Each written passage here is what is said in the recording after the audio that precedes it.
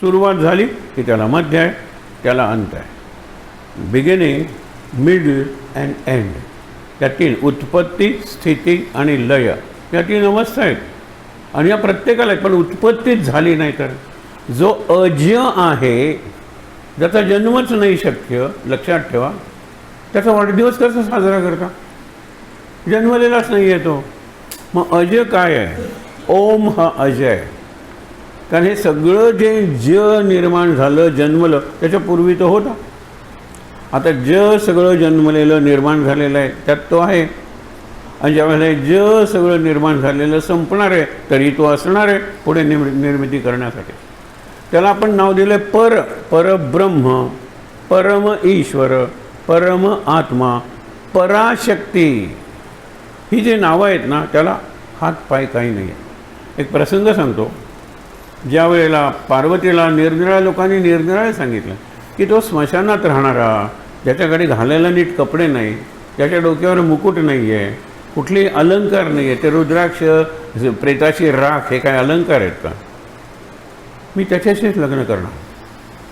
आता हिने करू नये म्हणून सप्तर्षी येतात आणि सप्तर्षी तिला सांगतात की आत्तापर्यंत कोणी सांगितलं नाही, ते एक सिक्रेट, एक रहस्य मी तुम्हाला सांगतो. आम्ही सांगतो तुला की त्याच्या आईवडिलांचा पत्ता नाही आहे. म्हणजे एका अर्थाने तो अनवरस आहे, इलिजिटिमेट चाइल्ड आहे. त्याच्या आईचा वडिलांचा पत्ताच नाही आहे. त्यावेळेला ती म्हणते मग तर मी ह्याच्याशीच लग्न करणार. कारण आईवडिलांचा पत्ता कोणाचा असतो? ज्यांना आईवडील असतात त्यांना. जो सगळ्यात आधी आहे, लक्षात ठेवा, जो सगळ्यात आधी आहे त्याला आईवडील कसे असतील? म्हणजे सगळ्या विश्वाचा जो निर्माता आहे, त्याची शक्ती बनण्यात, जगत जननी बनण्यात, जगन्माता बनण्यात मला अभिमान वाटतो. मग मी ह्याच्याशीच लग्न करणार. म्हणून आपण आता जे वाचणार आहोत कर्मयोगाचंच आहे. पण काल आपण बघितलं ना की शेवटी प्रत्येक कर्मात ते जर यज्ञकर्म असेल तर ब्रह्म तिष्ठते. तिथे ब्रह्मच असतं. ते कर्म करण्यासाठी, ब्रह्मज्ञानासाठी जसे काही लोक हिमालयात जातात, गरज नाही आहे. यज्ञ प्रत्येक कर्मात उपस्थित आहे. याचा अर्थ ते यज्ञ भावनेने केलं पाहिजे कर्म. जाणीजे यज्ञकर्म अगदी लक्षात ठेवायचे, फक्त जेवणाबद्दल नाही आहे. आपलं प्रत्येक कर्म आहे ते यज्ञकर्म झालं पाहिजे.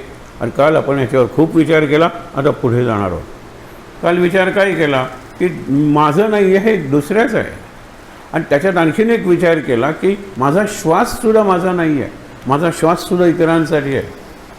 आई वडील बघा ना की मुलांसाठी किती कष्ट करतात. त्यांचे ते सगळे श्वास असतात ते मुलांसाठी असतात.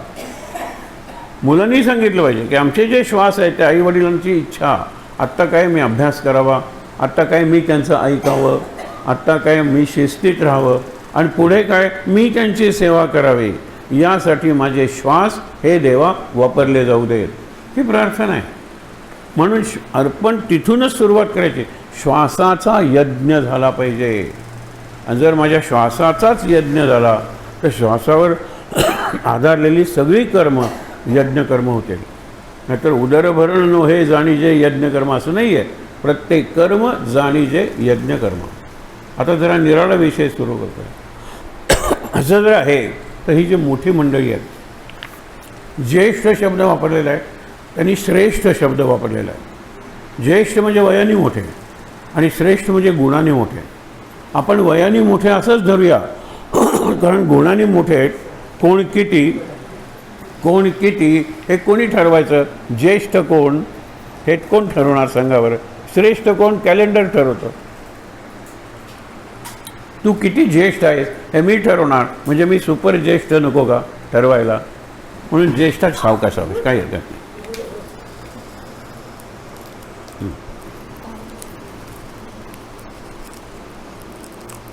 आत्ताचं प्रवचन छान होणार आहे, कारण सुरुवातीलाच विघ्न.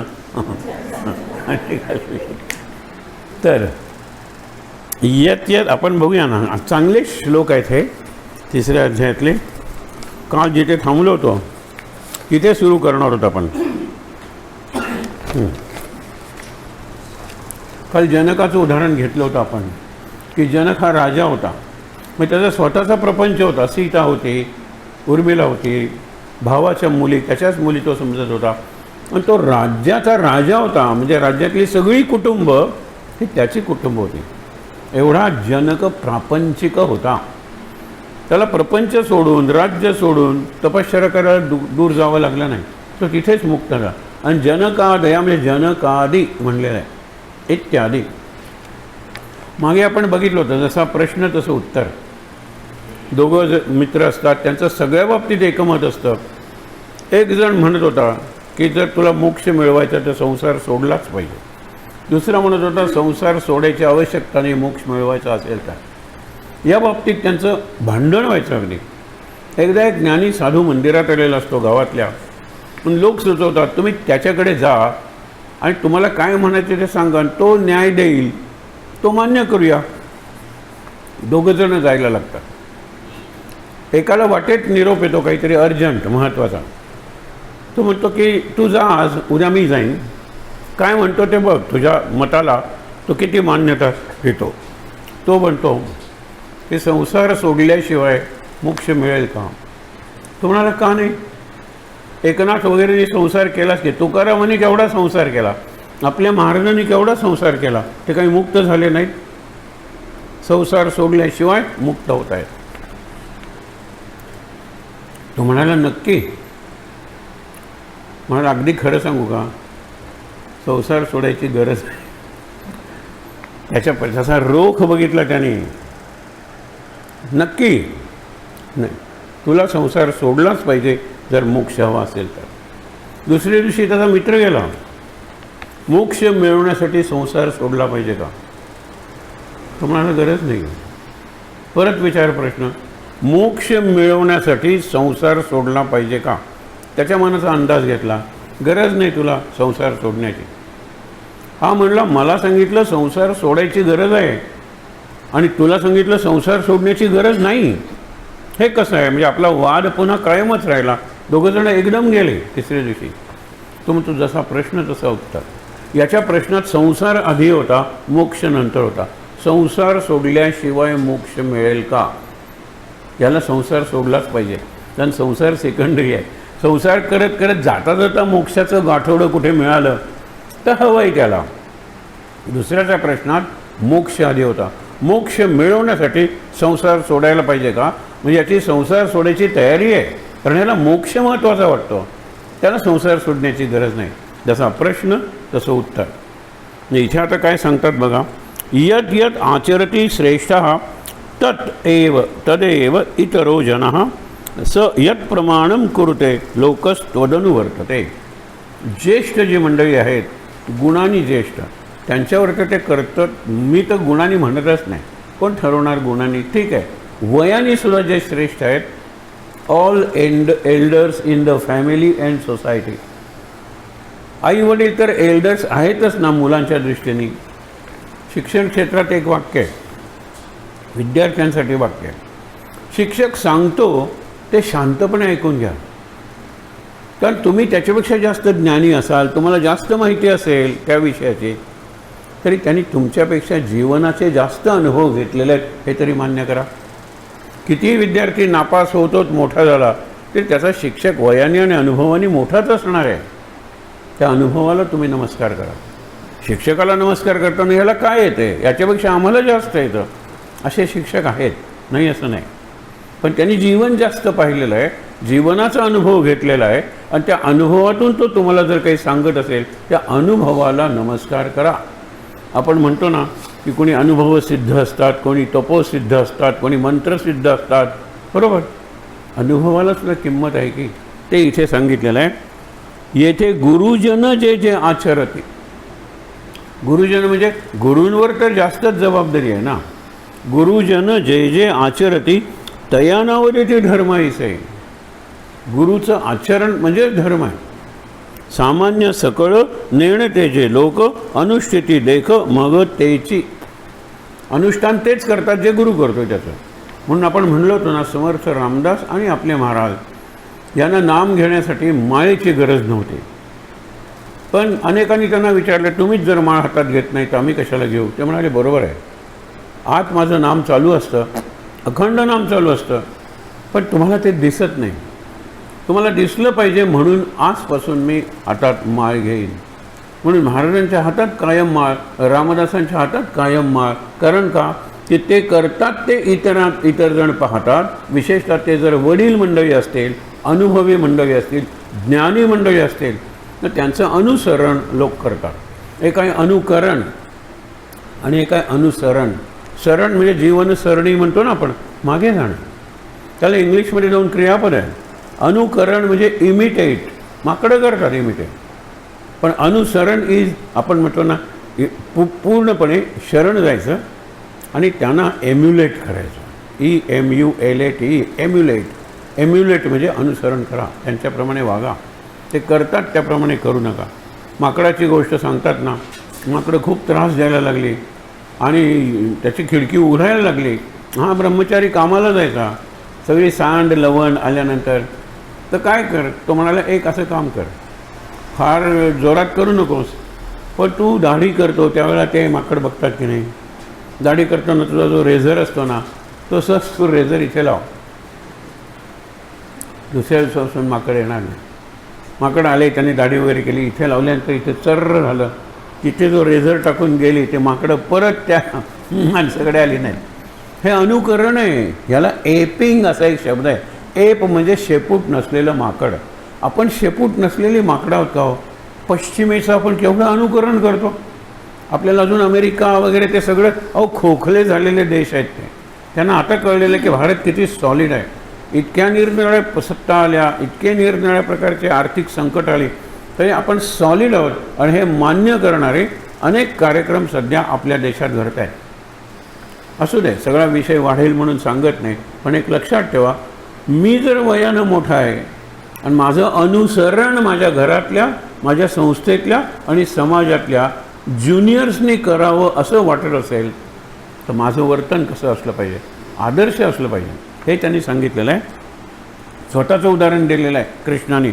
सामान्य सकळ नेणते जे लोक अनुष्ठिती देख मग तेची. तेची म्हणजे येथे गुरुजन जे जे आचरते तेच आचरतात. ऐसे असा ओघ स्वभावे हा तेथे म्हणून कर्मा ते सोडू नये. हा ओघ आहे, हा प्रवाह आहे, हा जनांचा प्रवाह आहे, हा कर्माचा प्रवाह आहे, हा निरनिराळ्या कृतींचा प्रवाह आहे, चालू आहे. जन ठाई ठाई तुंबला ते खोटे, प्रवाहो जनांचा चालिला ते खरे. हे संभाजीला लिहिलेल्या पत्रात आहे की तुला वाटतं की तू आल्यानंतर लोक दारं खिडक्या बंद करतात, रिस्पेक्ट नाही आहे, भीती आहे ती. जन ठाई ठाई तुंबला ते खोटे, जनांचा प्रवाहो चालला. असा एक चांगला लेख लिहिला होता इमर्जन्सीच्या काळात. शिस्तीने राष्ट्र मोठे बनते. शिस्त आठवून आली पाहिजे. बाहेर जर बडगा असेल, त्या काळात लोक शिस्तीने वागत होते, भीतीने वागत होते. ठाई ठाई तुंबला जन, पण जनांचा प्रवाह चालला. तसा कर्माचा प्रवाह जर नीट चालायचा असेल तर वयानी, अनुभवानी, ज्ञानानी मोठ्या असलेल्या व्यक्तींवर फार मोठी जबाबदारी आहे, हे लक्षात घ्या. म्हणून आचरावे लागे विशेषे करून जे का संत जन प्यारे. संत सद्गुरू आहेत त्यानं तर विशेष रीतीने हे केलं पाहिजे. नमे पार्थास्ति कर, हे स्वतःचं उदाहरण दिलेलं आहे. नमे पार्थास्ति कर्तव्यम त्रिषु लोकेशी किंचन नानम आप्तम आप्तम्य. आप्तम म्हणजे आप्तव्यम आणि अनाप्तव्यम. मला काही मिळवायचंच नाही आहे. वर्त एवच कर्मणी. काय सांगू आता आणिकांच्या गोष्टी, दुसऱ्याच्या गोष्टी कशाला. माझीच रहाटी देखे परमा. रहाटी म्हणजे जीवन रहाटे. जीवन मी कसा वागतो ते बघ. काय मजवरी पडले संकट. तुमच्यावर संकट तरी आहे. तुमच्या पत्नीची विटंबना झालेली आहे, तुम्हाला जाळून मारण्याचा प्रयत्न झालेला आहे, भीमाला विष घालून समुद्रात मेटा डोहात टाकलेला आहे, तुम्हाला आलेला आहे. मला काय संकट आहे, मी काय इथे युद्धात तुझ्या सारथी म्हणून आलेलो आहे, हे लक्षात ठेवा. काय मजवरी पडले संकट किंवा काही आर्त मनी माझ्या. माझी आर्त अशी काही इच्छा आहे का, हे मला मिळावं, हे मला मिळालंच पाहिजे, अशी काही इच्छा आहे का, नाही आहे. म्हणून स्वधर्म आचर्य मी येतं. मी इथे स्वधर्म आचरण करतो. एक राजघराण्यातला पुरुष, एक चांगले संस्कार घडलेला, जिथे संस्कारांचा लय झालेला आहे, क्षय झालेला आहे, ते अधर्म, अनिती, अपराध यांचे माझ्या बाजू समोर उभे आहेत, ते शत्रू आहेत माझे, म्हणून मी आलेलो आहे. आता माझ्या कुटुंबाला अजूनपर्यंत आग लागलेली नाही आहे, पण आग घर नंबर 4पर्यंत आलेली आहे की तुझं घर नंबर 2 आहे, म्हणून तू शांत बसणार आहेस का? बघा, माझ्या घराला आग लागेपर्यंत मी काही करणार नाही, हे चुकीचं आहे. मला काही करायची गरज नाही, पण इतरांची घरं सुरक्षित राहावीत, धर्माची स्थापना व्हावी. परत तरी गुणैश्वर्य संपन्न आणिक दुजा नाही देक जगी कोणी. जो स्वधर्म आचरण करतो त्याच्यासारखा गुणी जगात दुसरा कोणीही नाही. आणि स्वधर्म म्हणजे स्वकर्तव्य, फार महत्त्वाचं आहे. त्याच्यानंतर ऐसे माझ्या अंगी सामर्थ्य अपार अर्जुना साचार जाणे. अपार सामर्थ्य आहे माझ्या अंगी, मला कशाचीही गरज नाही. सुदर्शन चक्र माझ्या हातात आहे, सगळं समोरचं सैन्याची डोकी मी उडवून टाकू शकतो. पण एक तर ते काम तू करायला पाहिजेस, कारण तो तुझा स्वधर्म आहे, ते तुझं स्वकर्तव्य आहे, ते तू करायला पाहिजेस. सीतेनं हनुमंताला हेच सांगितलं. आपण बिकट रूप जरी यंक जरावा म्हणतो ना, एवढं रूपं त्यांनी धारण केली, 3 रूपं सीतेला दाखवली आणि म्हणाला, मी तुला आई म्हणतोय ना, मी तुला मुलगा झालो ना, बस माझ्या खांद्यावर, मी तुला घेऊन प्रभू रामचंद्रांकडे जातो. जसा मी उड्डाण करून आलेलो आहे, मी परत जाऊ शकतो. त्यावेळेला ती म्हणाली की मी येऊ शकेन, तुझ्या खांद्यावर बसून यायला काही नाही, कारण तू माझा मुलगा आहेस. परंतु माझ्या पतीनं माझं रक्षण केलं नाही असं लोकांना जर वाटत असेल, माझ्या पतीनंच माझी मुक्तता केली पाहिजे, नाहीतर मी इथेच माझ्या जीवनाचा अंत करेन. हे सीतेने दिलेलं उत्तर आहे. तसं ऐसे माझ्या अंगी सामर्थ्य अपार अर्जुना साचार जाणसी तू झाला गुरुपुत्र सागरीचं मृत. हे उदाहरण दिलेलं आहे. 12-12 वर्ष लागतात गुरु घरी शिक्षण पूर्ण करायला. ते बलरामानी आणि कृष्णाने 64 दिवसात पुरं केलेलं आहे. 2 महिने 4 दिवस, 64 दिवसात. आणि सांदीपनींना विचारतात की गुरुदेव, आम्हाला काही गुरुदक्षिणा द्यायची, काय हवं आहे का तुम्हाला? सांदीपनी म्हणतात, तुम्ही एवढे मोठे शिष्य म्हणून माझ्या आश्रमात आलात, ही गुरुदक्षिणा पुरेशी आहे. गंमत बघा, मला काही गुरुदक्षिणा नको. तेवढ्यात गुरुपत्नी बाहेर येते, सांदीपनींची पत्नी, आणि म्हणते तुम्ही गुरुदक्षिणा देणार म्हणलात ना, तर माझा मुलगा पंचजन त्या देशात राक्षसांनी नेलेला आहे, तो सोडवून आणा, आणि तो जिवंत आहे असं मला कळलेलं आहे. हे दोघंजण निघाले, त्या सागरातल्या राक्षसाशी, असुराशी युद्ध केलं. तो सागर म्हणतो की तो राक्षस म्हणतो की तुम्ही माझ्याशी युद्ध करावं, म्हणून मी तो मुलगा पळवला. हा मुलगा परत घ्या, दक्षिणा द्या, पण माझी एक इच्छा आहे, मी आता मरणार आहे, पण माझं कोणत्या ना कोणत्या तरी रूपात तू सतत जवळ ठेवलं पाहिजेस मला.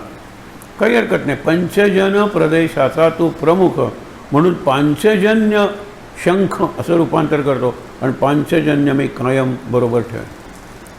कृष्णाच्या हातातला जो शंख आहे त्याचं नाव पांचजन्य आहे, आणि ही त्याची कथा आहे. पण गुरुदक्षिणा दिली ना मी, केवढे पराक्रमी आहेत आपण, मला आणि पराक्रम करून काही सिद्ध करायची गरज नाही आहे. झाला गुरुपुत्र सागरी जो मृत, इथे मृत म्हणलेला आहे पण तो जिवंत आहे. करोनी जिवंत आणिला तो देखील अशी ऐसा माझा पराक्रम, तो मी करी कर्म स्वस्थ चित्ते. स्वस्थ चित्तानं मी ते कर्म करतो, कारण मला ते करणं आवश्यक आहे, तो माझा स्वधर्म आहे. पुढे बघा, यदि ययम न वर्तेयम जातु कर्मण्यतंद्रिता मम वर्मानुवर्तन्ते मनुष्य पार्थ सर्वशः. वर्तमा पाहिजे, वर्मा नाही, वर्तमा. मम वर्तमानुवर्तन्ते, मी जसं वागेन तसं इतर जण वागतात, याचे कायम जाणीव, याचं कायम भान मला ठेवलं पाहिजे. म्हणून once a teacher forever a teacher, once a soldier forever a soldier. Teacher हा 24 तास टीचर असतो. तुम्ही म्हणाला 24 तास शिकवायचं का? टीचिंग हा शिक्षकाच्या जीवनाचा एक पैलू आहे. पण एरवी आम्ही माणूस नाही आहोत का? मग आम्ही जुगार खेळला तर काय होतं? आम्ही समाजाचे भाग आहोत. आम्ही कॅझिनोतून जाऊन सगळं हारलं, काय बिघडलं? शिक्षकाला म्हणायचा अधिकार नाही आहे. जिथे गुरुर ब्रह्मा गुरुर विष्णू म्हणतो, जिथे आचार्य देवभव म्हणतो, त्या समाजात, त्या संस्कृतीत शिक्षकावर खूप मर्यादा आहेत. या सांस्कृतिक मर्यादा आहेत त्या शिक्षकांनी पाळल्या पाहिजेत. मला खरं सांगू का, मुख्याध्यापक होण्यापूर्वी मी BEdमध्ये शिकवत होतो. काही चांगले शिक्षक असायचे, ते म्हणायचे सर आपण एक चांगली शाळा काढूया गोव्यात. म्हणजे शाळा काढणं आणि ते करणं ते मला काही जमणार नाही, पण संधी मिळाली तर. आणि म्हणून आम्ही निरनिराळी मंडळी जमवली की त्यांची तिथली बऱ्यापैकी सिनियर झालेली सर्व्हिस सोडून इकडे आली. हे लक्षात ठेवा, फार मोठी कथा आहे ती. काय त्यांचं स्वप्न होतं की आपण चांगलं काहीतरी करून दाखवूया. सगळ्यात माझा त्यावेळेचा कन्सेप्ट आणि आत्ताचा कन्सेप्ट किती फरक आहे, उत्तर दक्षिण ध्रुव इतका फरक आहे की शिक्षक जर कॅम्पसमध्ये राहिला, 24 तास शिक्षक जर विद्यार्थ्यांना मिळाला तर विद्यार्थ्यांच्या personality development and building or formation of character, personality develop करायची, कॅरेक्टर फॉर्म करायचा, यासाठी त्याच्या इतका चांगला ब्लेसिंग नाही. Teachers are always available. ए चला रे आज रात्री आपण ताऱ्यांचं निरीक्षण करूया.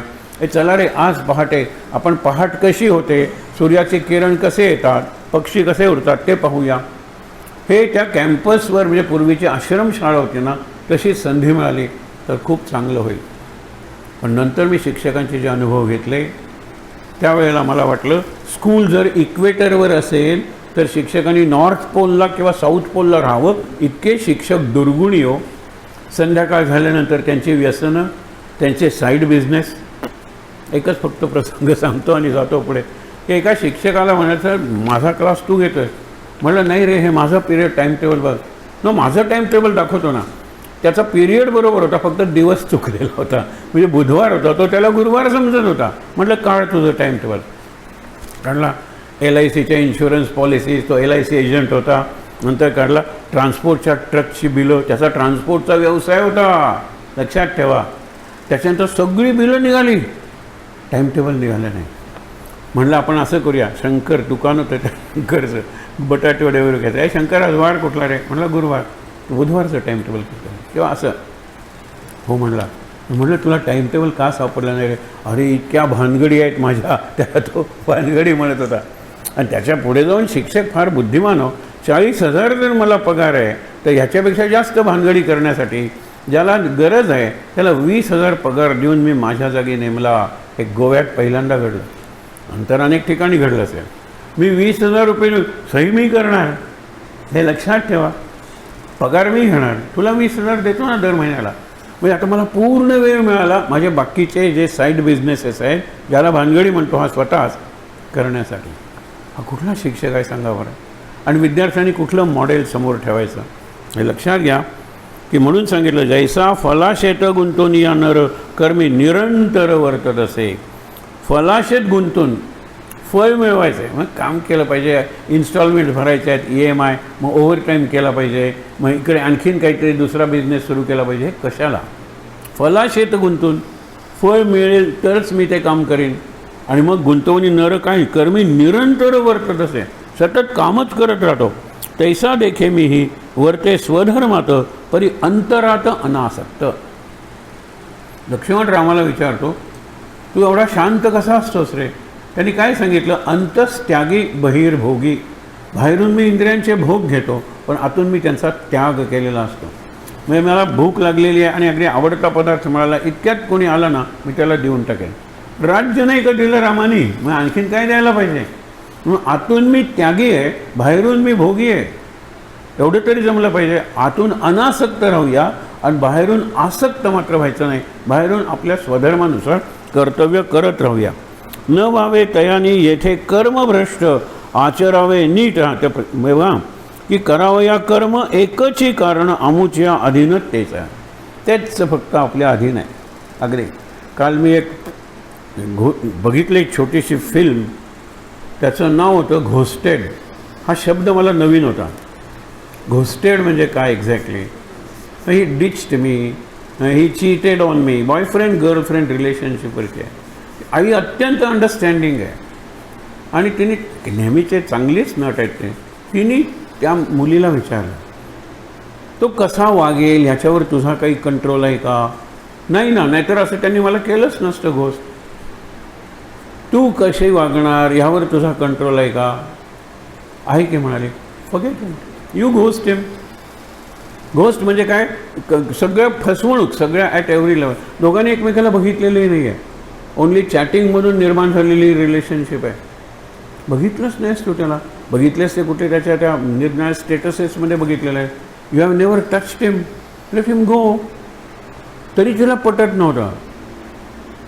त्याच्या कर्मावर तुझा अधिकार आहे का? नाही.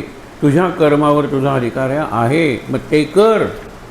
तू एन्जॉय दॅट राईट. अध्यात्म राईट कुठे? राईट टू कर्म.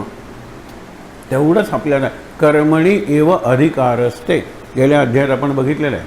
कर्म करण्यावरच तुझा अधिकार आहे, कर्म न करणं हे तुझ्या हातात नाही आहे. अर्जुना, तू जरी म्हणलास मी युद्ध सोडून जातो, तुझ्या हातातच नाही आहे रे ते. काहीही कर, पण तुझी जी नियती आहे ना, ती तुला इथे घसीट कर लायगे म्हणतात ना, आणेल आणि तुझ्याकडून कर्म करून घे. मग कर्म का नाही करायचं आनंदानं? पण कर्म कसं करायचं? एक तर फळाची आशा सोडून आणि कर्तव्य म्हणून करायचं. हे माझं कर्तव्य आहे, ते कर्तव्य मी करत राहीन. म्हणून करावं या कर्म एकची कारण, आमुच्या आधीनं जे का लोक न व्हावे तयानी येथे कर्मभ्रष्ट आचरावे नीट स्वधर्माते. आम्ही पूर्ण काम होऊन यासाचं आत्मस्वरूपीचं राहू जरी. आम्ही पूर्ण काम झालेलो. कृष्ण म्हणतो आमच्यासारखे लोक आहेत, आम्हाला कुठली कामनाच उरलेली नाही, आम्ही मुक्त झालेलो आहोत. मग आम्ही इथे का राहतो सांग बरं? बघा, चांगलं उत्तर आहे. आम्ही पूर्ण कामं होऊन यासाच आत्मस्वरूपीचं राहू जरी, तरी कैसे प्राणी भवार्णवातून जातील तरोवन सांगे मज. आम्हीच जर आनंदात राहिलो, एकटे राहिलो, तर मार्गदर्शन समाजाला कोण करणार? म्हणून ज्ञानेश्वर म्हणतात की आम्हाला अगदी पौर्णिमा लाभलेली असते, एक पायरी उतरून आम्ही खाली येतो आणि लोकांना सांगण्यासाठी पौर्णिमा म्हणजे पूर्ण स्थिती म्हणजे मुक्ती, त्याचा आनंद आहे. आम्ही संतजण खाली येतो आणि ऋषी वगैरे असतात, ते स्वतःच्या अनुभवात एकरूप होऊन जातात. त्यांचे उदाहरण आहे. पण आम्ही खाली येतो कशासाठी? लोकांसाठी.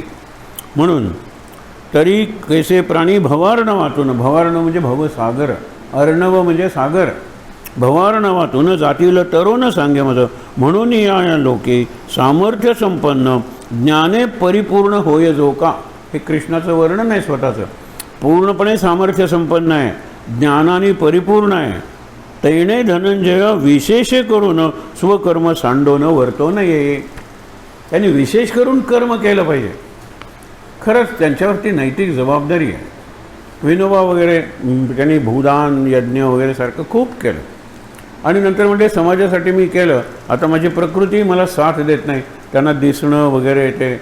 आता मी सूक्ष्मात जातो, आता मी त्या मौनाच्या महागुहेत जातो, त्या ध्यानाच्या समाधीत जातो आणि म्हणून ते आपल्या आश्रमात गेले आणि शेवटपर्यंत तिथे राहिले. पण तोपर्यंत त्यांनी मार्गदर्शन केलं आणि त्यांच्याकडे जाणाऱ्यांना समाजात राहून मार्गदर्शन करा, समाजात राहून लोकांना बरोबर घेऊन जा, हेच सांगितलं. आणि हे आपलं कर्तव्य आहे. न बुद्धिभेदम जनयेद अज्ञानाम कर्मसंगिनाम जोशयेत सर्व कर्माणी विद्वान युक्त समाचरण. आणि काय सांगितलेलं आहे की तुम्ही काम करा, गुंतून पडू नका, कारण तुमची पात्रताच तेवढी आहे. कृष्ण कुठे गुंतला होता? कशातही गुंतला नाही. ना गोपींच्यात गुंतला, ना राधेत गुंतला, ना बासरीत गुंतला, ना गोकुळात गुंतला, ना पांडवांच्यात गुंतला. इतकं कशाला, स्वतःच्या मुलांच्यात नातवात सुद्धा तो गुंतला नाही. सोन्याच्या द्वारकेत तो गुंतला नाही. डोळ्या देखत काय त्यांनी सगळंच, आता मी जाणार आहे, द्वारका बुडणार आहे, तू येऊन यादवांना घेऊन जा. अर्जुनाला निरोप, तू ज्यावेळेला ऐकशील त्यावेळेला मी या जगात नसेन. आपली आयुध तो आधीच सांगतो की जा स्वर्गात. गदेला पाठवतो, शारंग धनुष्य त्याला पाठवतो, पंचजन शंख त्याला पाठवतो आणि सुदर्शन चक्र त्याला पाठवतो. मग कृष्णाने साक्षीपणाने, आता पुढच्या ओवीत हा भाव आहे म्हणून, साक्षीपणानं जीवन जगलेलं आहे. आता मी ठेवणार आहे फक्त भागवत ठेवलेलं आहे. भागवतात माझं तेज आहे, माझा प्रभाव आहे, माझं चैतन्य आहे, माझं चरित्र आणि त्यापेक्षा जास्त चारित्र्य आहे. या दृष्टीने भागवताचा अभ्यास करायचा असतो. आता भागवताचे कितीतरी सप्ताह ज्येष्ठ महिन्यात म्हणजे मे महिन्यात होणार आहेत. जाहिराती आत्तापासूनच लोकांच्या यायला लागल्या. पण भागवताचं आपण दुकान आरंभलं आहे का? महाराजांच्या पायाशी बसून सांगतो हो. तो एक व्यवसाय झाला का? हो. त्याच्यात सांगण्यात भाव किती असतो ते भगवंतानी ठरवावं, मी कसं ठरवणार आहे. पण येणाऱ्या ऐकणाऱ्यांच्यात भाव किती असतो, की जो आर्त भाव, मगाशी शब्द वापरलेला आहे, आतला भाव आहे. म्हणून तुम्हाला सांगितलं होतं 1,00,000 लोक समोर आहेत आणि ती उभी असलेली साध्वी म्हणते सद्गुरू महाराज की जय. हे मॉडेल मला आवडतं. हे जय आहे की राजकारणी, जय आहे की घोषणा समाजातल्या, जय आहे की अध्यात्माच्या मंडपात मुद्दामून तुम्ही एका दिव्य ज्योती जागृती संस्थान, त्यांची गॅदरिंग, लाखो लोक, आणि त्याच्यात ती म्हणते सद्गुरू महाराज की जय. मला लाख लोकांच्या तोंडून इतक्या खालच्या ह्याच्यावर जय ऐकणं, हाच मला एक समाधीचा अनुभव येतो. बघा तुम्ही, म्हणून सांगितलेलं लाऊड बनणं सोपं आहे, चार चौघात नाचणं सोपं आहे. प्रसिद्ध व्हायचं आहे ना, संस्कृतमध्ये एक सुभाषित आहे, घटम भिंद्यात पटम छिद्यात. मग तुम्हाला प्रसिद्ध व्हायचं आहे ना, चौकात जा आणि डोक्यावरचा घट आहे तो खाली टाका, चार चौघे येतील, हे काय झालं काय झालं, तुम्हाला बऱ्या हात ना वगैरे सगळे जमवाल तुम्ही. किंवा जाऊन कपडे फाडा, चौकात जाऊन कपडे फाडाय त्यांनी सांगितलेलं आहे, लोक जमतील तुमच्या पुढे. लोक जमवणं काय अवघड आहे का? नाही आहे. लोक जमवा तुम्ही. तुम्हाला फक्त अर्धा तास दिलेला आहे. हा लक्ष्मी रोड आहे आणि इथे तू तिथे तू असे 10-10 मीटर अंतरावर मुलं असतात. त्यांना सांगितलं तुझ्या पद्धतीने लोक जमव. मग कोणीतरी पडलो कोणी स्वतः बेशुद्ध पडतो, तर कोणी एक शेजारच्याच दुकानातलं जरा स्टूल घेतो, हां काका स्टूलावर उभा राहतो आणि मी अत्यंत महत्त्वाच्या विषयावर तुम्हाला काहीतरी सांगणार आहे. तिथे 5-50 लोक जमतात आणि 5-50चे 500 लोक करणं, हे त्याच्यावर हा एक एक्सरसाइज दिला जातो. ही असाइनमेंट दिली जाते की तुझ्याकडे काही नाही आहे, परंतु तू, किंवा अशा निरनिराळ्या ठिकाणी त्यांना सोडतात, खिशात एक पैसा नाही आहे, घरी परत यायचं. ही असाइनमेंट दिलेली आहे आणि ती करतात, विचार करतात, जातात. काका मला तिथपर्यंत लिफ्ट देता का, काका मला इथपर्यंत सोडता का, काका मला करतात का, खिशात एक पैसा नाही आहे. त्यातले काही हुशार असतात, एखादी रिक्षा पकडतात, रिक्षा अंकल मला त्या पत्त्यावर घेऊन जा, कारण त्यांना माहीत आहे की रिक्षेचं भाडं नंतर द्यायचं असतं आणि घरी पोचल्यानंतर घरचे लोक देतील ना पैसे. बुद्धी आहे. पण अशा ठिकाणी तुम्हाला सोडलेलं आहे की जिथून तुम्ही घरी परत आलं पाहिजे. विचार करा तुम्ही. हे अवघड आहे ते, पण त्याच्यात बुद्धी आहे आणि मुख्य म्हणजे समाजाचं भान आहे. पुढे बघा की स्वये आचरून दाखा मूल जे सायासे करी स्तनपान तयासे पक्वान्न काय होय सांगा बरं. जे आईचं दूध पित आहे त्याच्या दृष्टीने तेच अमृत आहे, पण तुम्ही त्याच्या हातात पेढा दिला तर ते घेणार आहे. त्याला माहीत नाही आहे की ह्या खायचं आहे काहीतरी, ते घेणार आहे. पुढे सांगितलं दिले तरी कैसे येईल भक्षाया म्हणून ते तया देऊ नये. उगीच देऊ नका, कारण तो काय खाणार आहे, त्याला काय पचणार आहे. आईचं दूध पिणार ते मुलं. तेथं सत्कर्माचे लावावे वळण प्रशंसा करून वारंवार स्वये आचरून दाखवावे तेच निष्काम जे साच तयाने. जे निष्काम झालेले आहेत त्यांनी निष्काम कर्म कसं करायचं याचं मॉडेल समाजासमोर ठेवलं पाहिजे, याचं आचरण करून दाखवलं पाहिजे. ते सत्कर्माचे लावावे वळण प्रशंसा करून वारंवार स्वये आचरून दाखवावे तेच निष्काम जे साच तयाने. बहुरूपी जसे नटोनिया अंगे राजा राणी सोंगे ऐसी घेते परी मनी नाही नर नारी भाव लोका हाव भाव दाखविता. बहुरूपी पूर्वी यायचे असे निरनिराळे याचक म्हणायचे, त्यांना भिकारी म्हणायचे नाही. अगदी सकाळी तो पिंगुळा यायचा, काठीला घुंगरू लावलेले आहेत, उठा जागते रहो उठवा, पहाटे उठवायला यायचा, हातात कंदील, एक काठीला घुंगरू लावलेलं निराळ्या प्रकारचा वेश, आणि लोक त्याला थांबवून मुठभर धान्य किंवा 4 पैसे द्यायचे. त्याच्यानंतर वासुदेव यायचा, अशी मोराच्या पिसांची टोपी आणि अशी घंटा वाजवतोय आणि नाम घेतोय, रिंगण घालतोय. मुलांना बरं वाटायचं. मग आम्हाला आठवते की त्या वासुदेवाला जाऊन परत बोलवलेलं आहे, बाबा रे तू आणखीन नाच कर, आमच्या घरातली बाकीची 2 पोरं झोपली होती त्यांना तुझा नाच बघायचा आहे. आणि तो मग नृत्य करतो आणि तो कृष्णाची गीतं वगैरे म्हणतो. त्याच्यानंतर किती तुम्हाला म्हणतो, जवळजवळ 10-1 असे याचक यायचे. याचक ते काहीतरी करून दाखवायचे आणि त्याच्या बदल्यात त्यांना काहीतरी तुम्ही द्या. की याचना नसायची. ते याचक म्हणजे समाजाचा असा भाग आहे की काहीतरी करा आणि मग तुम्ही आम्हाला काहीतरी द्या, नुसती भीक नाही आहे ते. तर त्याच्यात बहुरूपी नावाचं एक घ्यायचा. मग हे लहानपणी मला अगदी आठवतं आहे. निरनिराळी रूपं घ्यायचं. कधी तो राजा बनून यायचा, कधी तो राणी बनून यायचा, कधी तो दासी बनून यायचा. आणि त्याप्रमाणे कपडे, त्याप्रमाणे हावभाव, त्याप्रमाणे संवाद.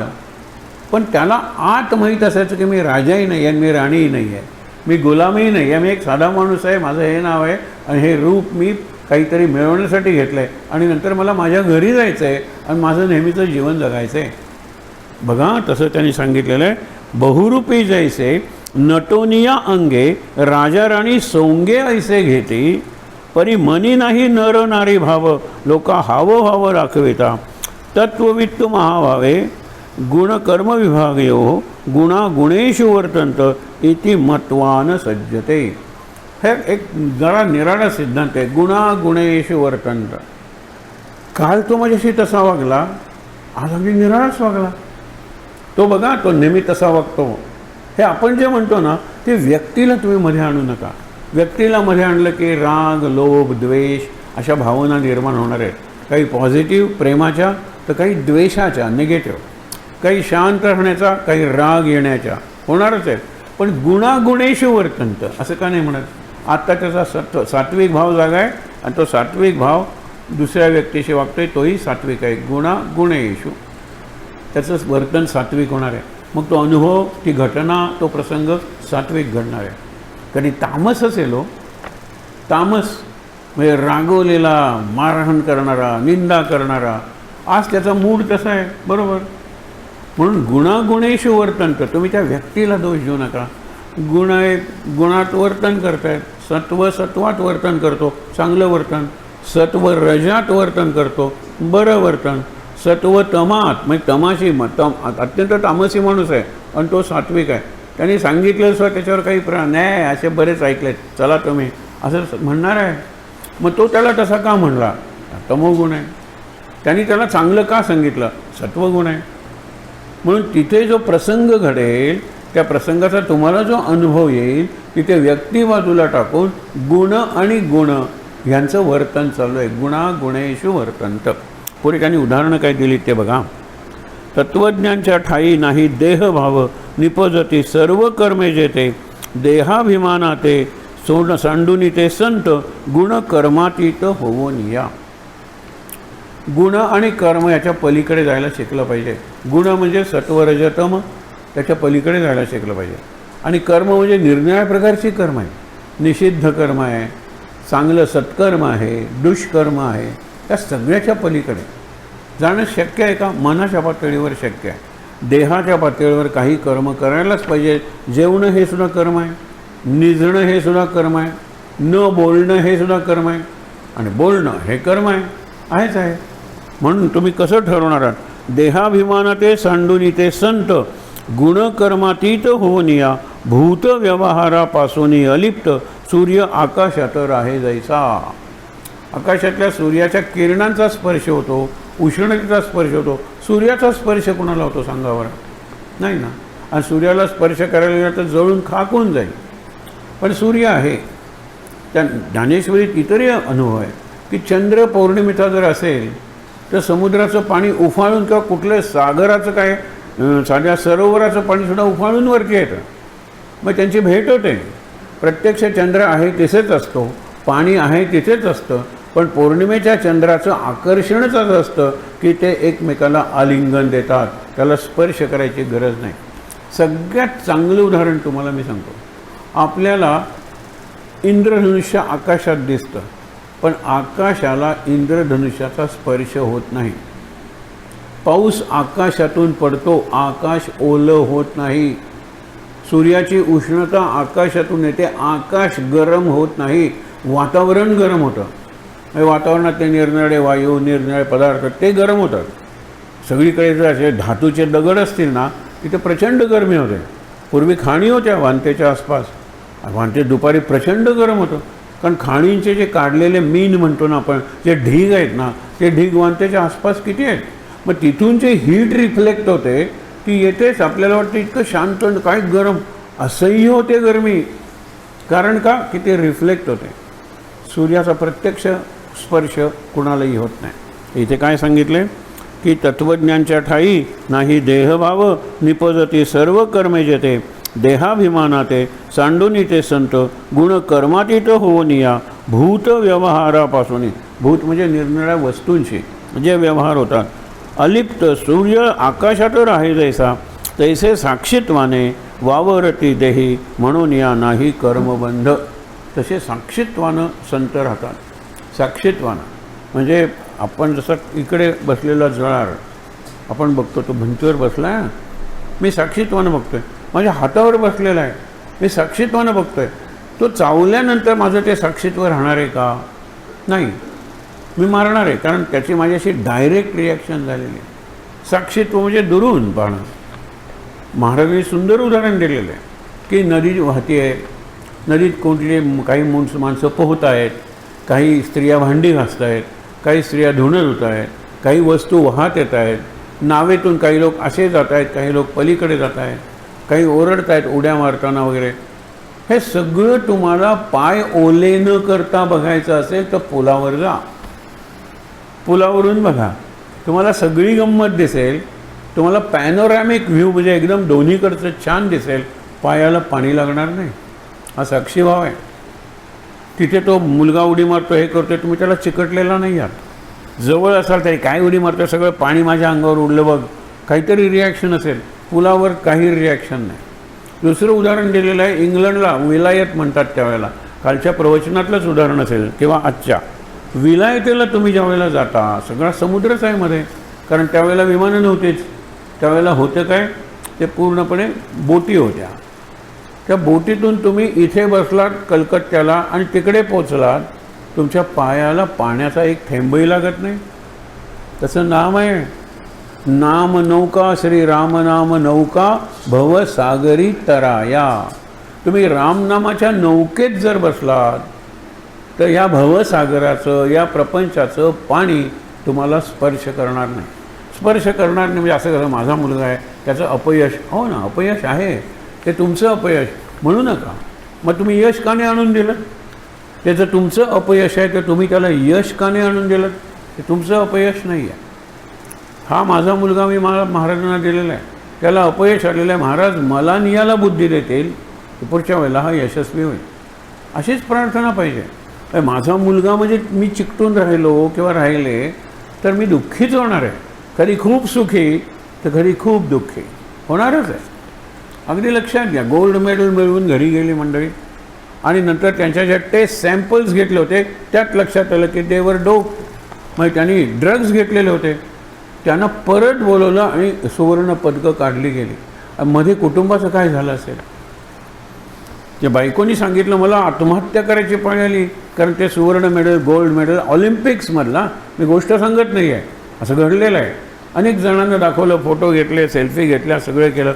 आता त्यांना मी काय सांगू की माझ्या नवऱ्याने त्यावेळेला मादक द्रव्य घेतलेली होती, स्टिरॉइड्स घेतलेली होती, ड्रग्ज घेतलेली होती, त्याचा परफॉर्मन्स हा नॉर्मल नव्हता, म्हणून त्याला परत बोलवून त्याचं मेडल काढून घेतलं गेलं आणि त्याची फिल्म घेऊन सगळ्या जगाच्या टेलिव्हिजनवर दाखवली गेली. एक नाही हा, अशी अनेकांची मेडल्स काढलेली आहेत. आई त्या खेळाडूचे काय म्हणते की त्यांनी ते मेडल मिळवलं ना, ते त्यांनी मिळवलं होतं त्यावेळेला देवाची त्याच्यावर कृपा होती.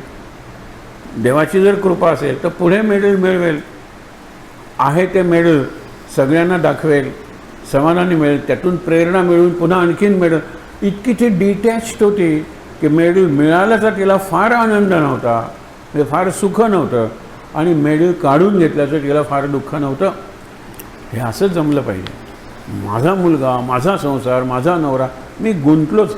मग पुढे माणसांबद्दल सोडा, माझा मोबाईल, माझी गाडी, माझा फ्लॅट, त्या वस्तूंशी जास्त जोडले जातो. ही आपली सध्याची ट्रॅजेडी आहे.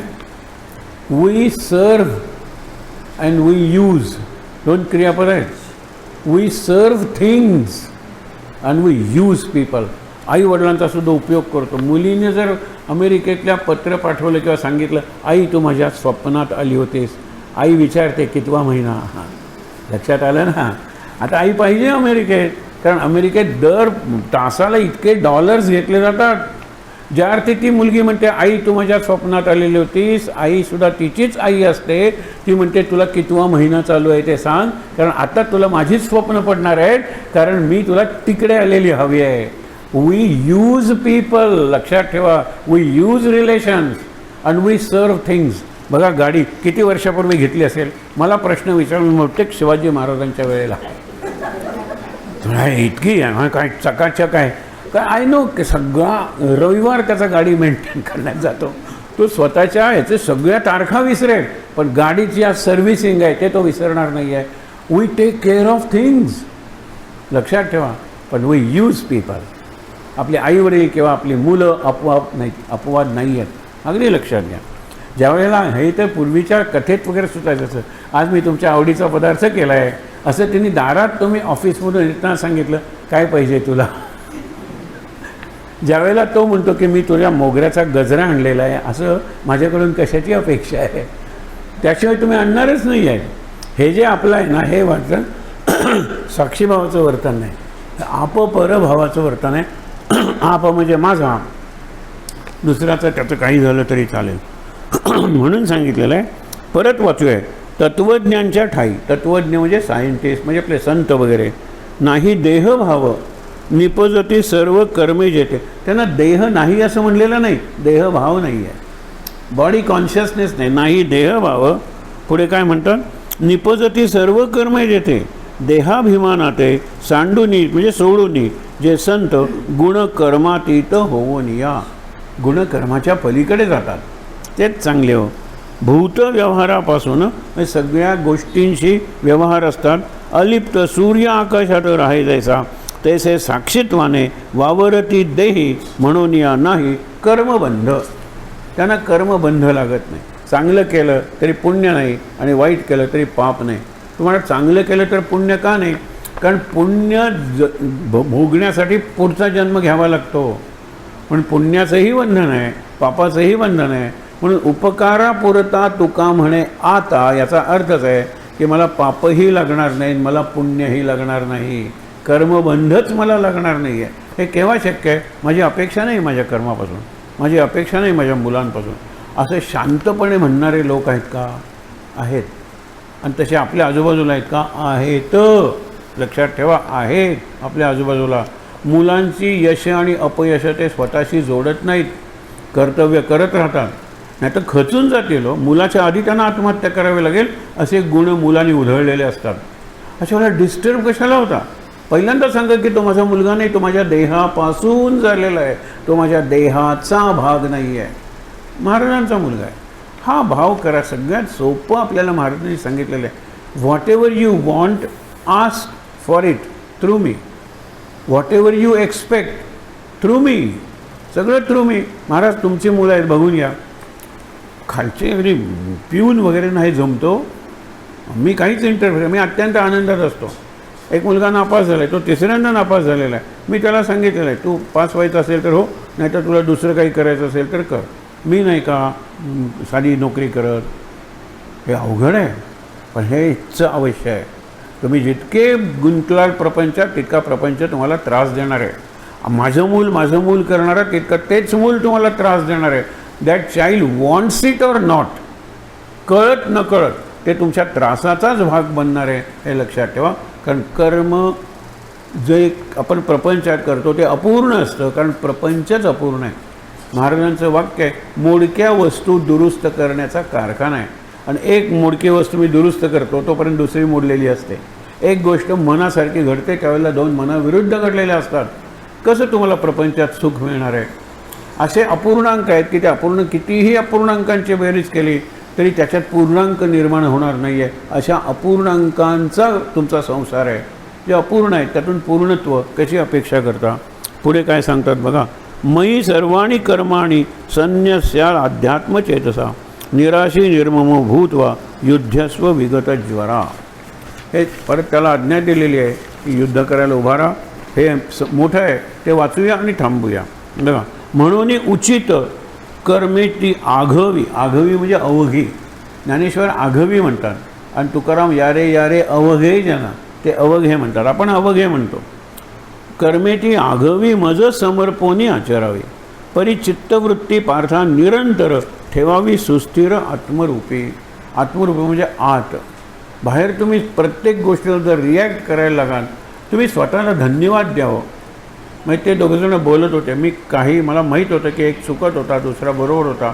They did not ask me माझं मत व्यक्त केलं नाही. हे लक्षात ठेवा, मी माझं मत व्यक्त केलं नाही कारण मी रिॲक्टच व्हाल. आपण बाहेरच्या होर्डिंगना रिॲक्ट होतो.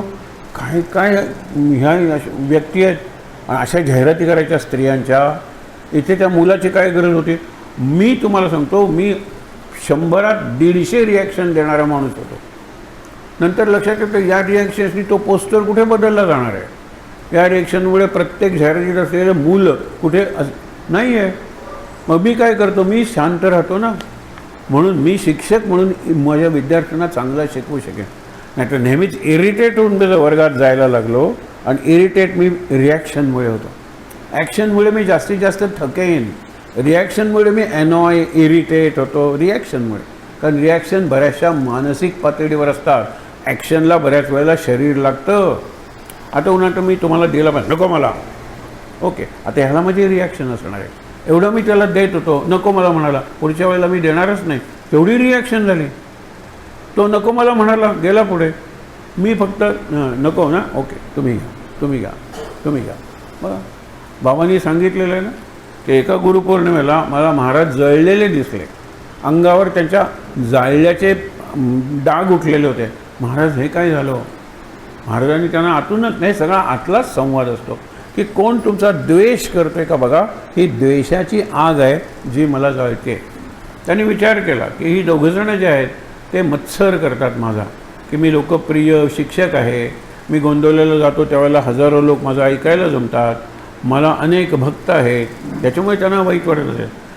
गुरुपौर्णिमेची उपासना संपवलीत आणि गेले त्या दोघांकडे गेल्यानंतर माझं चुकलं.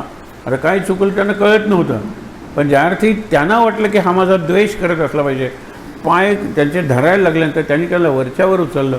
तुम्ही काय माझे पाय धरता. हां, कधीकधी माझ्या मनात तुमच्याबद्दल मत्सराचे विचार येतात, पण द्वेष नाही आहे. तुमच्यासारखी महान व्यक्ती, बाबा म्हणाले की त्याचा मनातला द्वेष गेला माझ्याबद्दलचा.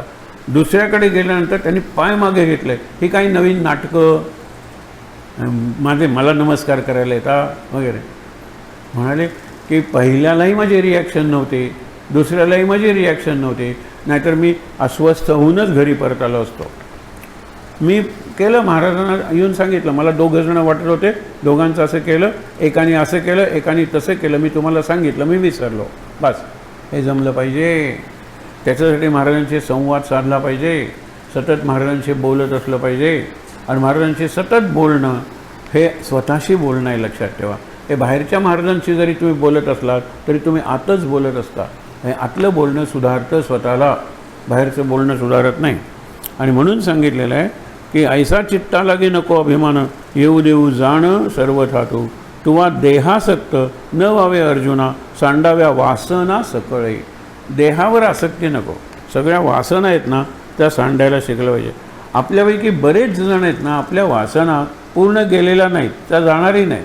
चांगल्या वासना असतात त्या राहाव्यात, पण बऱ्याच वासना आपल्या गेलेल्या आहेत. आपल्याला एखादी गोष्ट हवी असली, नाही मिळाली हरकत नाही, त्याला मिळाली ना हरकत नाही. अशी एक ॲटिट्यूड किंवा अशी एक स्थिती आपण जीवनात निर्माण करून घेतली पाहिजे. नाहीतर मी कायम अस्वस्थ राहणार आहे. मला असं का त्याला तसं का. नाही, त्याला तसं त्याचं प्रारब्ध, मला असं माझं प्रारब्ध. बस, इथे प्रश्न संपला पाहिजे. मग यथोचित प्रसंगे जे प्राप्त भोग ते समस्त भोगावेगा. आणि भोग म्हणलेलं आहे, उपभोग नाही. चांगले भोग असतात, वाईट भोग असतात, पण प्रसंगे करून माझ्याकडे आलेले आहेत ना, स्वीकारूया आणि जाऊया पुढे. मी नाही घेते, मी नाही खाते, मला नाही हे असं आवडत. कशाला ही रिॲक्शन करता व्यक्त. त्यांनी दिलं आहे ना, घ्या आणि गप्प बसा, पास इट ऑन. मला परवा कोणीतरी एक पेढा दिला चांगला. दुसऱ्या एकाला, अरे बाळा घे पेढा. त्यावेळेला तो म्हणतो की तुला दिला होता ना पेढा सर तुम्हाला. म्हटलं अरे मी त्याला दिला रे, काय चुकलं. इतक्यात दुसरा, सर तुम्हाला प्रसाद मिळाला नाही, हे 2 पेढे घ्या. कल्पना आहे. म्हटलं मी आता का थांबतो, कारण 2 घेतले मला 4 मिळणार आहेत. द्या ना तुम्ही. मला नको, मी पेढे खात नाही, मला डायबिटीस आहे, मला हे आहे. कशाला, घ्या आणि द्या ना दुसऱ्याला. You are free. एक जण म्हणतो की मला लाच घ्यावीच लागते, नाही तर माझी ट्रान्सफर होईल. लाच घेऊन गोंदवलेला पाठव ना. हो ना. नाही, गोंदवलेला पाठवणं जमणार नाही. पार्ट ऑफ इट गोंदवलेला पाठव आणि पार्ट ऑफ इट मी तुला सांगतो ते ग्रंथ विकत घे. अहो, तो माणूस इतका शांत आहे, सध्या आनंदात आहे. तो त्या ऑफिसात आहे, म्हणाला शुक्रवारी आमच्या टेबलावर पाकिट असतं, ते आम्हाला घ्यावं लागतं शुक्रवारी, कारण वीकेंड एन्जॉय करा. या शुक्रवारी या ऑफिसमध्ये ही लाच मिळालेली आहे. ती इतके लोक होतं, पण वाटून त्याला एवढे पैसे घ्यावीच लागते. म्हटलं okay, just take it and send it. अगदी पाठवून द्या किंवा वस्तू घे. मग त्याने पार्टिशन घेतलं. म्हटलं तुझं खोली लहान आहे, पार्टिशन सुंदर मिळतात, ती घे आणि स्वतःची खोली तयार कर. त्याला फक्त एवढीच एक एंट्रन्स ठेवावी. मी माझी गोष्ट तुम्हाला सांगतो. अगदी जमलं. म्हटलं ठीक आहे, हे जे पैसे आलेले आहेत की जे मला नको आहेत, तर मी काय करणार, मी त्याची वस्तू घेईन, लांबून देवा घेईन, मी सुंदर देवली घेईन, कुठल्या तरी ह्याला देईन, संस्थेला देईन. हे करू शकतो. तिथेच तुम्ही जर केलं ना तर तुम्हाला पुढचा जास्त त्रास सहन करावा लागेल. म्हणून जे जे प्रसंगे करून प्राप्त, प्रसंगानुसार अवसरे करून शब्द ज्ञानेश्वरांनी वापरला आहे. अवसर म्हणजे प्रसंग. प्रसंग ते तुम्ही स्वीकारा, आतून स्वीकारू नका, बाहेरून स्वीकारा आणि नंतर करा. म्हणून काय सांगितलेलं आहे, मग यथोचित प्रसंगे जे प्राप्त भोग ते समस्त भोगावेगा. आता हाता माझी धरोनी कोदंड येथे रथारूढ होऊन या. आता ते कोदंड म्हणजे धनुष्य, उचला ते धनुष्य. अनेकदा सांगितले, तिसऱ्या अध्यायात सांगितले उचल ते धनुष्य. आता हाता माझी धरोनी कोदंड म्हणजे धनुष्य येथे रथारूढ होऊन या. तो मागे बसलाय रथाच्या, काही ठिकाणी तो रथाच्या खाली उतरलेला आहे. चल चल ये वरती, ते फेकलेलं धनुष्य उचल बरं, डायरेक्टली सांगितलं आहे. आणि युद्ध करायला तयार हो. बघा काय, वीरवृत्तीचा तो आनंदे स्वीकार करीगा सत्वर धनुर्धरा. जगा माझी कीर्ती करी वर्धमान स्वधर्माचा मान वाढवणी. स्वधर्म तुझा जो क्षत्रिय म्हणून आहे, दुष्टांचा नाश करायचा आहे, धर्माच्या बाजूने विजय मिळवायचा आहे, ते तू कर. आणि आता चल पुरे झालं, ये वरती रथावर उभारा, धनुष्य हातात घे, चल आपण युद्धाला सुरुवात करूया. हे तिसऱ्या मध्ये मध्ये परत परत सांगितलं आहे. अर्जुनावर काय परिणाम होतो हे आपण पुढे पुढे बघणार आहोत. लक्षात ठेवा, जगा माझी कीर्ती करी वर्धमान स्वधर्माचा मान वाढवणे. भारापासून भूमी करी मुक्त रणांगणी दुष्ट संवारुणे. त्या भूमीला भार झालेला आहे, ते आता दुष्ट खूप झालेले आहेत आणि त्यामुळे काय त्यांचा तू नाश कर आणि काय कर, मुक्त कर. काय भारापासून पृथ्वी मुक्त कर. सर्वही संशय सांडूनिया आता चित्त देई पार्था संग्रामीचं. संग्राम म्हणजे युद्ध. रणा वाचून संग्रामा वाचून येथे धनुर्धरा. बोलू नको वीरा दुजे काही. आता फक्त संग्राम. संग्राम म्हणजे युद्ध. आता फक्त युद्धाबद्दलच बोलूया. हे पुरे झालं. तू विचारलास प्रश्न, मी उत्तर दिलं, आपण निर्णय मी उदाहरणं दिली. आता पुरे झालं. संग्रामा वाचून येथे धनुर्धरा. बोलू नको वीरा दुजे काही.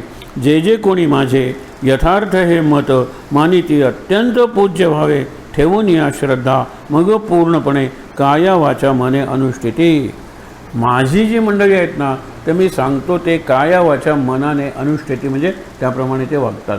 ती माझी मंडळी आहेत. मी महाराजांचा माणूस आहे म्हणजे काय, अखंड नाम घेत असतो, शक्य त्यावेळेला अन्नदान करत असतो, अन्नदान नाही अर्थदान करत असतो, अर्थदान नाही समयदान करत असतो. काही वेळ तरी मी समाजासाठी देतो, हे लक्षात ठेवा. ठेवून या श्रद्धा मग पूर्णपणे काया वाचा मने अनुष्ठिती.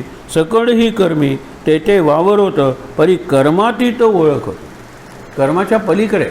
कर्म म्हणलं की बंधन आलं आणि कर्म म्हणलं की अपेक्षा आली, आशा आली. कर्मातीत होऊन म्हणून स्वकर्म करावे उचित. हेची हे निश्चित मत माझे.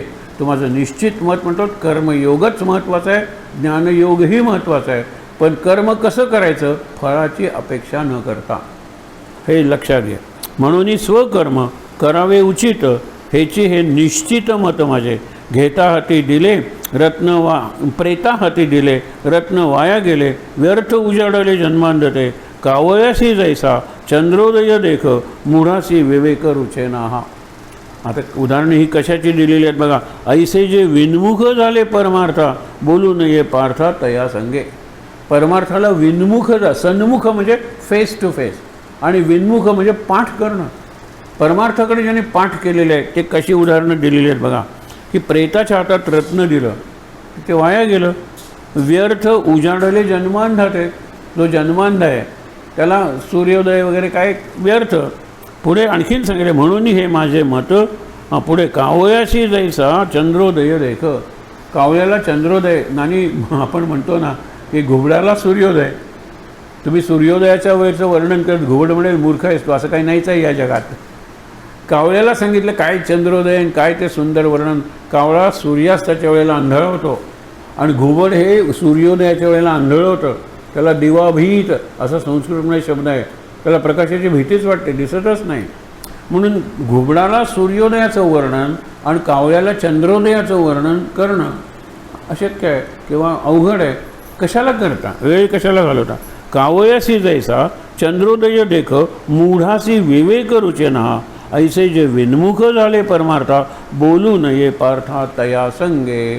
त्यांना अवॉइड करा. तुम्ही निरनिराळी कारणं सांगून अवॉइड करा. खोटं बोललं तरी चालेल पण अवॉइड करा, कारण त्यांच्यापासून निघणाऱ्या व्हाईब्स म्हणजे व्हायब्रेशन्स तुमची त्या दिवशीची उपासना जाळून टाकते.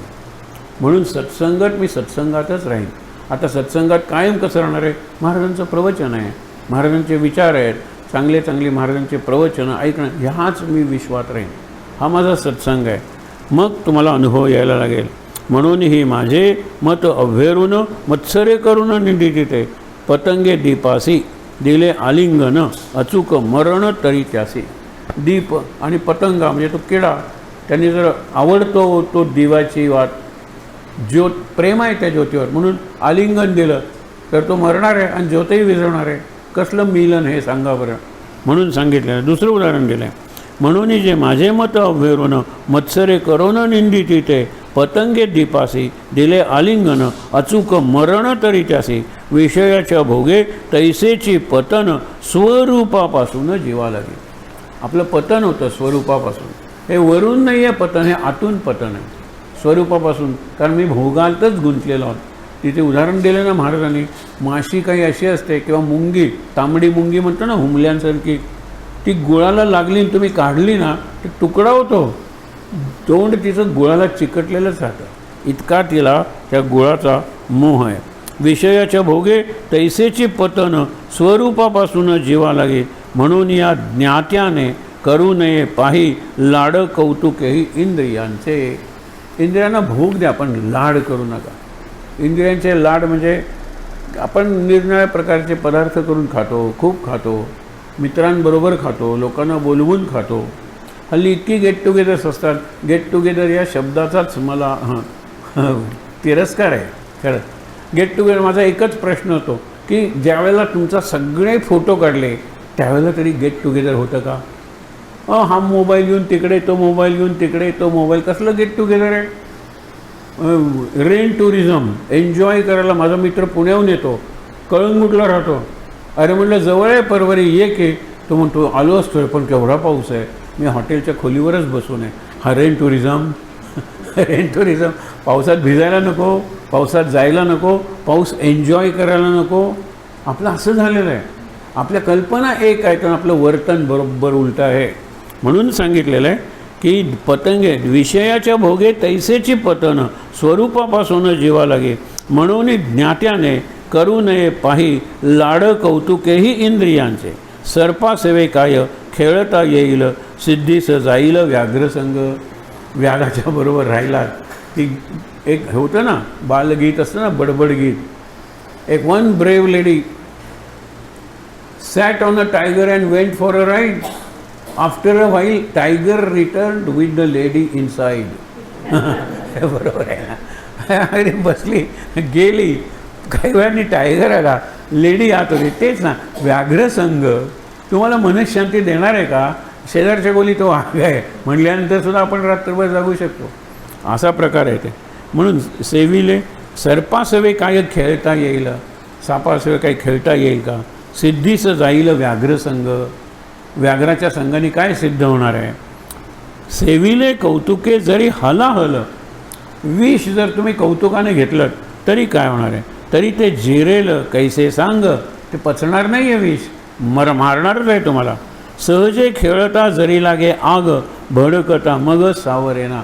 महाराजांचं जे तुम्ही वाचता चरित्र, आपण सगळेजण सद्गुरू लीलामृत, बाळ आले खेळून घरी, खेळायला गेलं घरी, त्याला एक काडी सापडते आणि काडीवरची पेटी असते. आई घरात त्याला फसकाच्या काडीला हात लावू देत नाही. बघितलं तर एक काय ते काडी पेटवतं आणि लागल्यानंतर ते टाकून देतं. तिथे गवत आहे सगळीकडे, अरण्याच्या तिथे अरण्याला आग लागते. या पोराला माहीत नाही. आई विचारते कुठे आहे? असा गेलो तो खेळायला, चल हातपाय धुऊ, भूक लागली असेल ना, मी तुला खायला देते. घरात हा प्रसंग चालू असताना त्या मुलांनी ती टाकलेली काडी अरण्याला आग लावते. पक्ष्यांची लहान मुलं जी जळून जातात, किती मोठी हानी होते वृक्षांची, त्या मुलाला माहितीही नाही. म्हणून आपण केवळ गंमत म्हणून देहाच्या पातळीवर एखादी कृती केली तर त्याचे भयंकर दुष्परिणाम होतात, भयंकर. सहजे खेळता जरी लागे आग, भडकता मग सावरेना, तैसा इंद्रियासी लावीला जो लळा, परिणाम भला नाही. लळा म्हणजे आवड, मला त्यावेळेला ते पाहिजे म्हणजे पाहिजेच. बाबांनी उदाहरण दिलेलं आहे. विचारलं नित्यनेम वगैरे काही करता की नाही? गेली 42 वर्षे एकही दिवस चहा चुकलेला नाही आहे. हा नित्यनेम चहा चुकला नाही आहे. गेले 42 वर्षे जप चुकलेला नाही आहे. माझं वाचन राहिलेलं नाही आहे. माझा व्यायाम प्राणायाम राहिलेला नाही आहे. हा नेम आहे नित्यनेम. चहा नाही आहे, अफू नाही, गांजा 42 वर्षे घेतो आहे, त्याला काही अर्थ नाही आहे. त्यामुळे जैसा इंद्रियासी लाविला जो लळा, परिणामी भला नाही. देह तव असे पंचभूतात्मक, पावे अंत्यदेह पंचत्वाते. आपण पंचत्वात विलीन झाले म्हणतो ना, अग्नी दिला आणि ते पंचत्वात विलीन झाले. 5 भूतातून आले होते, पृथ्वी आप तेजवायू आकाश. जाळल्यानंतर किंवा पुरल्यानंतर परत पंचत्वात विलीन झाले. मग तिये वेळी कोठे धांडोळावा, केला जो आघवा खटाटोप. एवढे सगळे पैसे मिळवले, हे मिळवले, कुठे उरणार आहे? ज्या क्षणी मरतो त्या क्षणी आहात तिथेच सगळं राहतं आणि तुम्ही निघून जाता, रिकाम्या हाताने निघून जाता. म्हणून केवळ देहाचे पोषण, प्रत्यक्ष तो जाणं आत्मघात.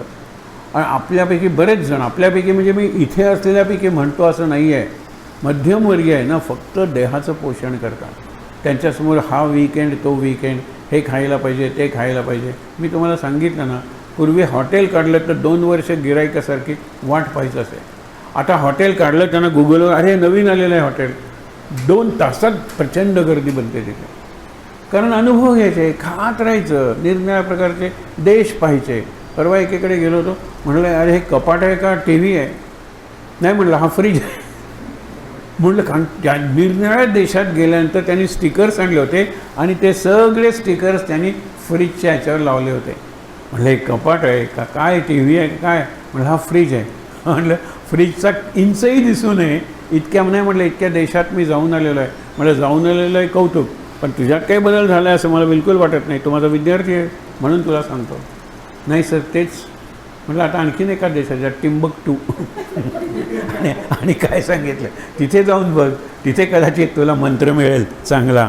म्हणून केवळ देहाचे पोषण, प्रत्यक्ष तो जाणं आत्मघात. अर्जुना तो घात, टाळावया येत, नये देऊ चित्त देह भोगी. मग आपण देहाचे भोग भोगलेच पाहिजे. आता चांगला आपल्याला इथे प्रसाद मिळणार आहे, आपण तो खाणार आहोत, प्रसाद भावनेनं खाऊया. आपल्याला अगदीच जर खारट लागलं तर म्हणूया भाजीत जरा मीठ जास्त झालेलं आहे, काकूंनी 2दा मीठ घातलेलं आहे वगैरे. पण त्याच्यातच जर गुंतून पडला, ती त्यावेळची भाजी जरा निराळी होती, यावेळेचे हे कशाला त्यावेळेचे मागचे संदर्भ कशाला पाहिजेत. पुढच्या रविवारी त्या काकूंना पुढच्या उपासनेत सांगितलं पाहिजे मीठ घातलं नाही तरी चालेल, पण 2दा घालू नका. म्हणजे पुढच्या उपासनेला गुंतलो आहे, मागच्या उपासनेत गुंतलो आहे आणि या उपासनेत केवळ मिठाची चर्चा करतो आहे. आनंदात मीठ घातलं असं म्हणतात ना, तसा प्रकार नाही आहे का? शेवटी बघा, सेवू नये विष, लागे जरी गोड, अंती अवघड प्राण जाता, देखे गळा लागे, लाविता आमिष, मासा बुले त्यास जैशा रेती. आमिष म्हणजे गराईता आपण म्हणतो ना, त्या गळाला गायंडोळ वगैरे आपण काहीतरी लावतो, ते खाण्यासाठी तो येतो.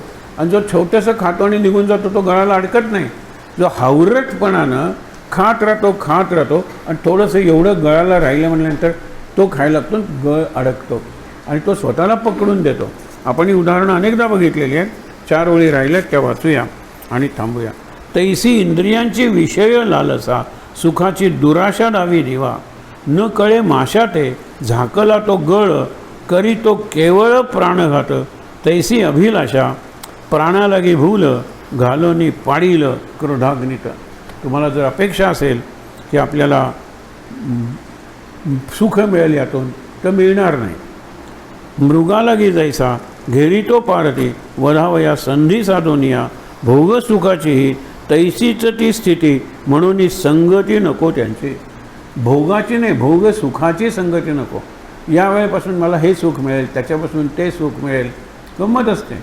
आपल्याला कल्पना नसते अशा पदार्थापासून आपण स्वतःला सावरलं पाहिजे. कल्पना आहे त्याचा जर मला परिणाम वाईट होतो, हे खाल्ल्यावर मला ॲसिडिटी होते, तर मी सावध राहायला पाहिजे. प्रमाणात भोग घ्या, हाच त्याचा उपाय आहे. भोगसुखाची ही तैसीच ती स्थिती, म्हणून संगती नको त्याची. पार्था काम क्रोध घातक हे दोन्ही, आसक्ती पाडूपासूनही संभवती निर्माण होतात, आसक्तीपासून निर्माण होतात. म्हणून या नको नको भोगासक्ती, सर्वथा विस्मृती पडो तेथे. आणि पार्था एक अंतरी जिव्हाळा, असावा आगळा स्वधर्माचा. बाहेरून जरी आपण म्हणलं, बोलताना जरी म्हणलं, मला खूप माझी प्रॉपर्टी आहे, मी ब्रह्मचारी आहे, मी या स्वामींच्या सेवेत इतके वर्ष होतो. वांतेला सुतक होतं म्हणून आम्ही त्यांना बोलवलं होतं 10 दिवस ना, आणि तिथे पूजा झाली पाहिजे. आले आणि हे अशा आम्हाला गप्पा वगैरे सांगायला लागले सगळे, एवढी प्रॉपर्टी आहे, ते प्रॉपर्टी आहे. मी त्यांना तसं ओळखत होतो, त्यांच्या घरी भागवत झालं होतं. ते वांतेला काय उत्पन्न आहे हो, काही उत्पन्न नाही.